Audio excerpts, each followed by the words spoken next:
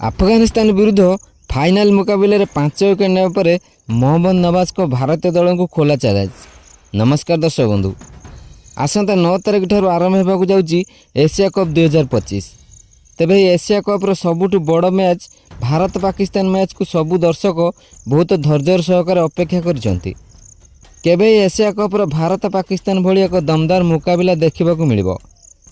ତେବେ ଭାରତୀୟ ଦଳ ଆସନ୍ତା 14 ତାରିଖ ଦିନ ପାକିସ୍ତାନ ବିରୁଦ୍ଧରେ ମୁକାବିଲା ଖେଳିବ।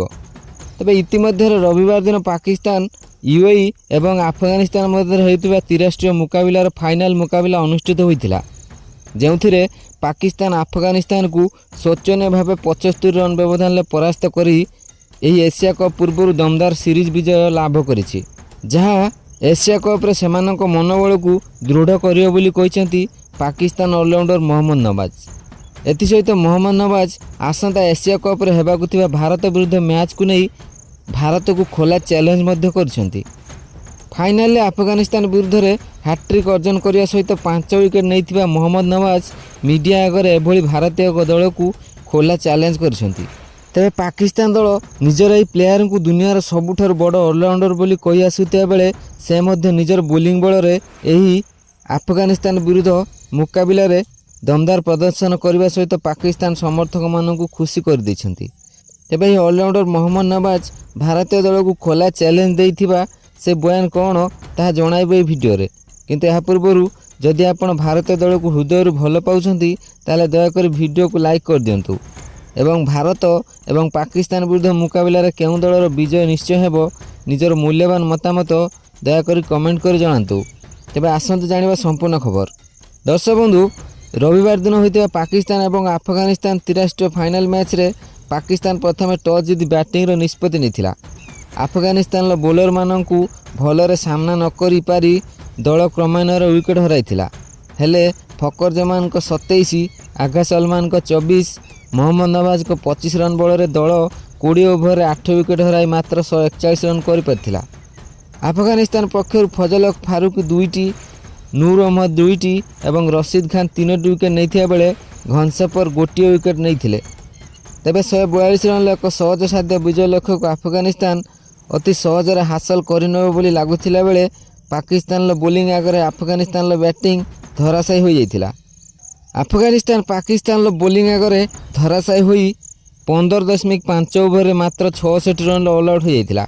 ତେବେ ଏଥିରେ ମୁଖ୍ୟ ଭୂମିକା ଥିଲା ପାକିସ୍ତାନର ଯୁବ ଅଲରାଉଣ୍ଡର ମହମ୍ମଦ ନୱାଜଙ୍କର।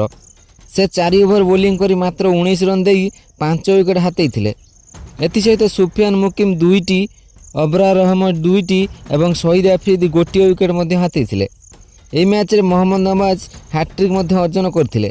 ତେବେ ଏହି ମ୍ୟାଚ୍ ପରେ ପାକିସ୍ତାନର ଏହି ଯୁବ ଅଲରାଉଣ୍ଡର ମହମ୍ମଦ ନୱାଜ ଆଗାମୀ ଏସିଆ କପ୍ର ଭାରତ ବିରୁଦ୍ଧ ମୁକାବିଲାକୁ ନେଇ ଭାରତୀୟ ଦଳକୁ ଖୋଲା ଚ୍ୟାଲେଞ୍ଜ କରି ନିଜର ଏକ ବୟାନ ଦେଇଛନ୍ତି।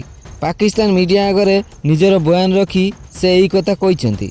ଆଫଗାନିସ୍ତାନ ବିରୁଦ୍ଧ ମୁକାବିଲା ପରେ ସେ ମିଡ଼ିଆ ଆଗରେ କହିଥିଲେ, ମୋର ପ୍ରକୃତ ଲକ୍ଷ୍ୟ ହେଉଛି ଭାରତ ବିରୁଦ୍ଧ ଆଗାମୀ ଏସିଆ କପ୍ ମୁକାବିଲା। ମୋର ଏହି ମ୍ୟାଚ୍ ଅପେକ୍ଷା ଭାରତ ବିରୁଦ୍ଧ ଏସିଆ କପ୍ ମୁକାବିଲା ଅଧିକ ଗୁରୁତ୍ୱପୂର୍ଣ୍ଣ। ମୁଁ ଯେମିତି ଭାରତୀୟ ଦଳ ବିରୁଦ୍ଧରେ ଏହିଭଳି ଦମଦାର ବୋଲିଂ କରି ଭାରତୀୟ ଦଳକୁ ଧରାଶାୟୀ କରିପାରିବି ତାହା ଉପରେ ଫୋକସ୍ କରୁଛି। ଏଥର ଏସିଆ କପ୍ରେ ମୁଁ ଯେମିତି ଏହି ମ୍ୟାଚ୍ ଭଳି ଭାରତୀୟ ଦଳ ବିରୁଦ୍ଧରେ ହ୍ୟାଟ୍ରିକ୍ ଅର୍ଜନ କରି ଭାରତୀୟ ଦଳକୁ ଶୋଚନୀୟ ପରାଜୟ ଦେଇପାରିବି ତାହାକୁ ଧ୍ୟାନରେ ରଖିଛି। ଭାରତ ଏହି ଏସିଆ କପ୍ର ଗୋଟିଏ ଭଲ ଦଳ।